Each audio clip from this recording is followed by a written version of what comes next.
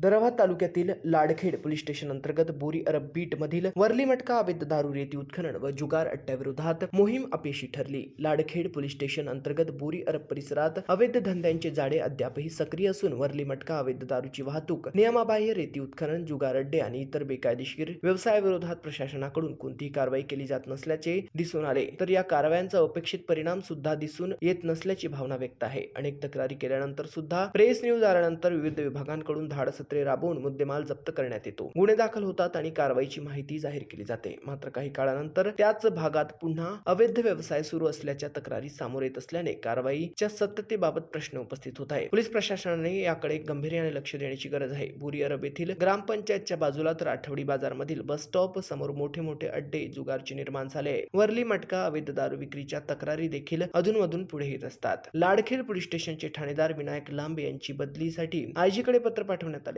जिल्हा पोलीस अधीक्षक यांच्याकडे दुर्लक्ष होत असल्याने थेट आयजी कडे धाव घेतली आहे। नागरिकांच्या मते कारवाई बहुधा किरकोळ पातळीवरील संबंधितांपुरती मर्यादित राहते, तर अशाच धंद्यांच्या मुळाशी असलेल्या सूत्रधारापर्यंत तपास पोहोचत नसल्याची भावना आहे। त्यामुळे केवळ धाडसत्रेने राबवता संपूर्ण साखळी उद्ध्वस्त करण्यासाठी व्यापक आणि सातत्यपूर्ण कारवाईची गरज असल्याचे मत आहे। या पार्श्वभूमीवर प्रशासनाने वस्तुस्थिती स्पष्ट करून अवैध धंद्याविरोधात कारवाईचे ठोस परिणाम जनतेसमोर मांडावेस अशी अपेक्षा करण्यात येत आहे। महाराष्ट्र 24 करता अक्रम दिवाने, यवतमाळ।